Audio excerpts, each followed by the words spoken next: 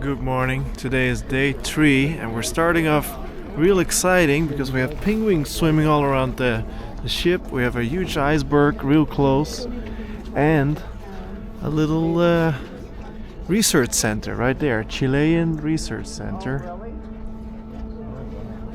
And the announcer said there's actually people inside right now. So there's people who spend part of the year here in total isolation, basically, doing a lot of research.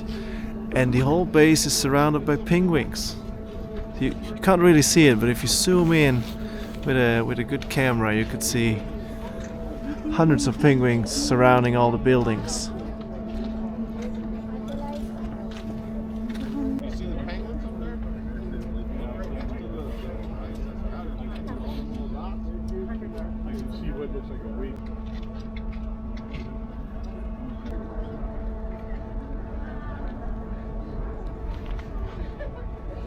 Yeah, so this is a good example of the blue almost like light coming out of some of the cracks of some of the icebergs. That's actually very old ice. So the oldest ice turns blue. It's pretty cool, and then you get that, and of course the older ice is going to be covered with newer ice. So if there is a little crack or a little hole inside of any iceberg, then out of that it looks like blue light is shining. It's just something, I don't think you can catch that on a video or picture. You would have to be here to see it. It's quite magical, and we're gonna try to go into this passage here. Very ambitious because it's full of icebergs all around, so we will be zigzagging today around these icebergs. Look at that, that's like a flat one on top. Yeah. Some of these smaller icebergs even take shapes. Like 2 days ago we saw an iceberg in the shape of a swan. Or there's real swans in Antarctica. I'm not sure, I gotta look that up. But there is a lot of interestingly shaped icebergs. We saw an iceberg in the shape of a whale as well yesterday. We went around that iceberg, and if you look at it now, it looks kind of impossible to go in. But somehow we managed, and everything is way bigger than it seems in Antarctica. You don't really get a good feeling of the scale of everything because you don't have anything to reference. I mean, we did have the tiny little houses of that base, Chilean base right there, but apart from that, normally you see like icebergs and you really don't have a clue if it's 10 times bigger than the ship or if it's not as big as the ship. You have to get real close, but then you can't really get super close either because that is just dangerous. Like for example, that one, the flat one in the distance, that could really be 10 times bigger than this ship, or not.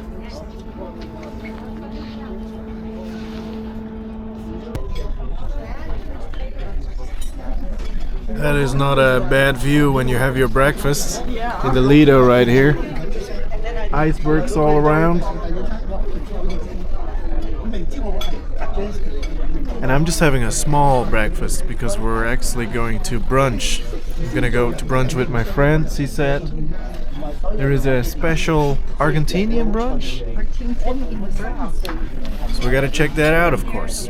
So this breakfast is just a little snack.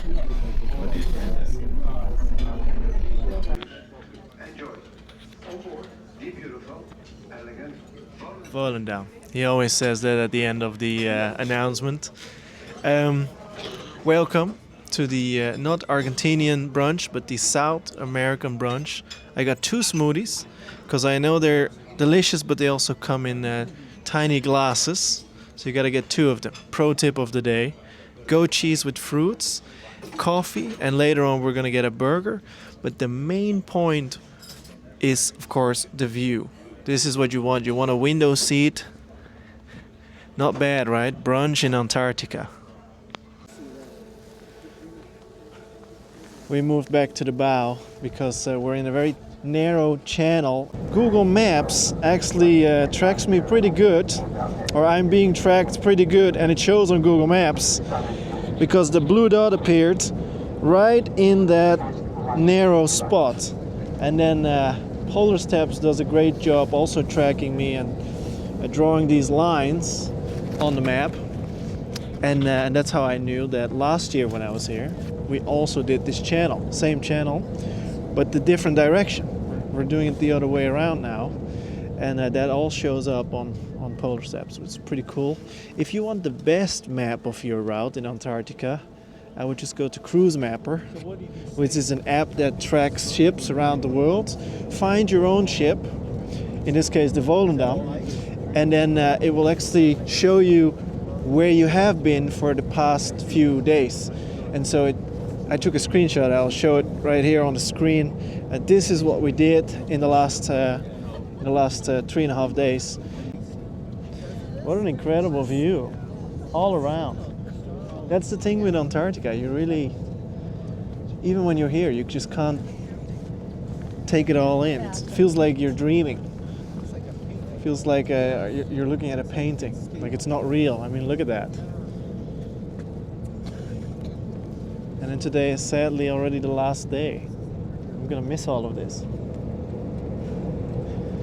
And yesterday in the crow's nest, the guy who does the announcements came up to me and we talked a little bit. And he told me some interesting facts. For example, whales, of which we saw a lot, were actually almost going extinct in the 1800s because of all the whale hunting that was done all around the world. And now they're all over the place here, at least. So they're coming back. They were just on the brink of extinction. And as I speak about it, I believe that's a whale, kind of floating. It looks like a log, but I know it's not a log because there's no trees around. It must be a whale. Another story he told me was that once there was some Arctic explorers, and they got stuck on one of these islands because the ice kind of froze the lake, pulled forward towards the north, and pushed their ship out, so they couldn't be saved, and they had to wait out the winter for 5 months. But it's now summer, so it's pleasant. It's not too cold. We have the sun out as well. But imagine being stuck in winter here in the middle of nowhere, surviving on seals and penguin meat for 5 months, and then the announcer told me that those men that got stuck, they seldom complained or never really complained. They just said, well, that's the hand that we were dealt. So they were real stoic about it, which is pretty cool. We could all learn something from those men. Hey Rick. I could spend a whole day out here now. Yeah, you're dressed for it. Yeah. This is not a ninja. This is actually, this is Rick. You know him. You know him already. That's pretty cool. I like how you... It's even got a breathing thing in it. No way. Yeah, it's kind of a mess that's in there. We're going to Japan, so you can blend right in. This is cool. Look guys, who showed up. Well, Kev. he has the sense to have a hat on. Yeah. I found my hat finally. After being the tough guy for 3 days, Yeah. I learned it the hard way that you do need to dress up a little warmer, even when the sun is out. So we almost have the whole gang complete.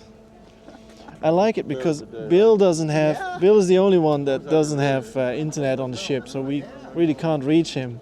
But because it's such a small ship, Bill just randomly pops up everywhere we are, which is real nice. So that's another advantage of cruising on small ships.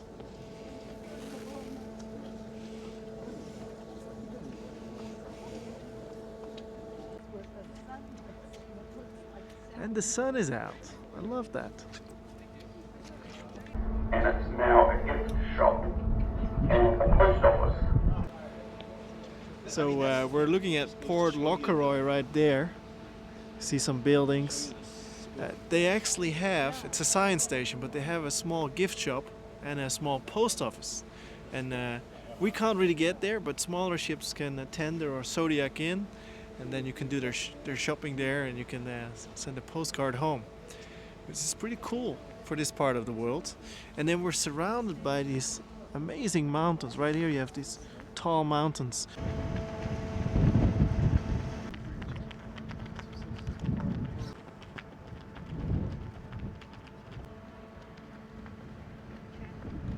Arrived at our last site. Right here we have a lot of penguins moving around. It's real cute how they move. They just kind of wiggle forward, use their arms to balance. And then the real site, the real highlight of this site is actually on the other side of the ship. It's not the penguins, it's the US science base in Antarctica, Palmer Station. And it's way bigger than the other stations we have seen. It's right here.